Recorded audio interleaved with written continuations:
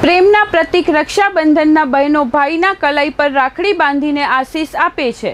ભાઈ બહેનની રક્ષા અને સુખ દુઃખમાં સહભાગી બનવાનું વચન આપે છે. ત્યારે આપણા વડાપ્રધાન નરેન્દ્રભાઈ મોદીની પ્રેરણાથી સાથી ભાઈ બહેનો સાથે છેલ્લા 10 વર્ષથી વતનથી દૂર બિહામણા રણ પ્રદેશ, દરિયા કિનારા અને જંગલોમાં બોર્ડર ઉપર આપણી અને આપણા મા ભૂમિની રક્ષા કરતા વીર જવાનો સાથે પારિવારિક ભાવનાથી જોડાઈ રક્ષાબંધન તહેવારની ઉજવણી કરીએ છીએ. રક્ષાબંધનના પવિત્ર અને પાવન તહેવાર નિમિત્તે લોધરાણી પોસ્ટ કુડા 84 બટાલિયનમાં ફરજ બજાવતા વીર જવાનો સાથે રક્ષાબંધન તહેવાર અને સહભોજનનું આયોજન કરવામાં આવ્યું હતું. ભારતીય સંસ્કૃતિમાં રક્ષાબંધનને ભાઈ બહેનના સંબંધને સૌથી સુંદર, પવિત્ર અને ભાવનાત્મક પ્રતીક માનવામાં આવે છે.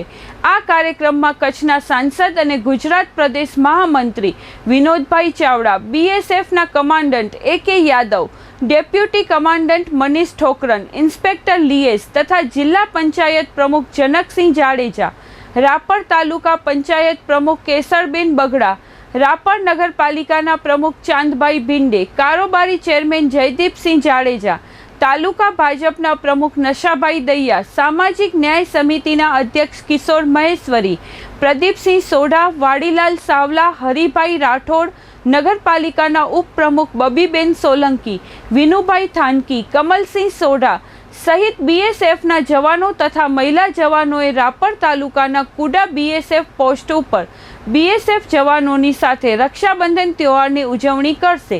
સાંસદ વિનોદભાઈ ચાવડાએ જણાવ્યું હતું કે ભારત તહેવારોનો દેશ છે.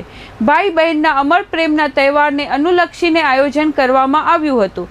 સરહદ પર રાત દિવસ ફરજ બજાવતા બીએસએફના જવાનોને બહેનની યાદ ના આવે અને પોતાના હાથ પર રાખડી બાંધી તે ખોટ પૂરી કરી હતી.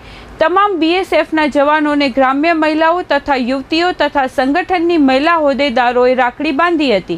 તો બીએસએફની મહિલા જવાનોએ સાંસદ તથા જિલ્લા પંચાયત પ્રમુખ સહિત હોદ્દેદારોને બાંધી હતી. સાંસદ દ્વારા બીઓપી પર જવાનો માટે પાણીની સમસ્યા હલ કરવા માટે ગ્રાન્ટ ફાળવી હતી. ગુજરાતી ગરબા પર બીએસએફની મહિલા જવાનો તથા મહિલાઓ અને યુવતીઓએ ધૂમ મચાવી હતી. દેશભક્તિના ગીતો સાથે રમઝટ બોલાવી હતી. આ કાર્યક્રમમાં જિલ્લા તાલુકા પંચાયતના પદાધિકારીઓ, સરપંચો તથા ગ્રામજનો ઉપસ્થિત રહ્યા હતા. કુડા પોસ્ટ અને ફોરવર્ડ બીઓપી સાથે મનોરંજન અને સંગીત કાર્યક્રમ પણ આયોજિત કરાયો હતો. સમગ્ર આયોજન બીએસએફ દ્વારા કરવામાં આવ્યું હતું. વર્ષની જેમ આ વર્ષે પણ બોર્ડર ઉપર બીએસએફના જવાનો સાથે એની ઉજવણી કરવામાં આવી હતી. આજે જિલ્લા પંચાયતના પ્રમુખ શ્રી જનકસિંહ જાડેજા, સીઓ સાહેબ શ્રી યાદવ સાહેબ, આદરણીય દિલીપભાઈ દેશમુખ, સ્થાનિક આગેવાનો, લોકો અને મોટી સંખ્યામાં સમગ્ર કચ્છભરમાંથી પધારેલી સૌ બહેનો દ્વારા આજે બીએસએફના આપણા બહાદુર જવાનોને આજે રક્ષા કવચ બાંધવામાં આવ્યું હતું.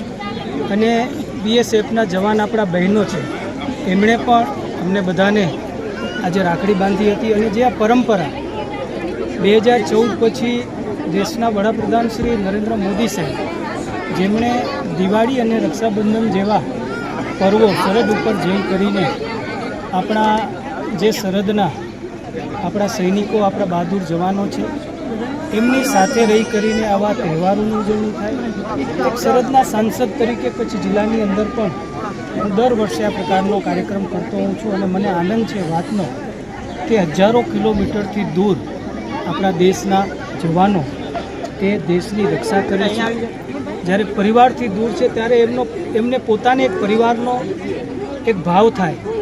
એ હૃદયના ભાવથી સૌ બહેનો અને અમે સાથે મળી કરીને આજે કચ્છની અંદર રક્ષાબંધનના પર્વની આજે છેક આપણા ગુજરાતના સરહદી જિલ્લા કચ્છ ઉપર આજે એની અમે ઉજવણી કરી.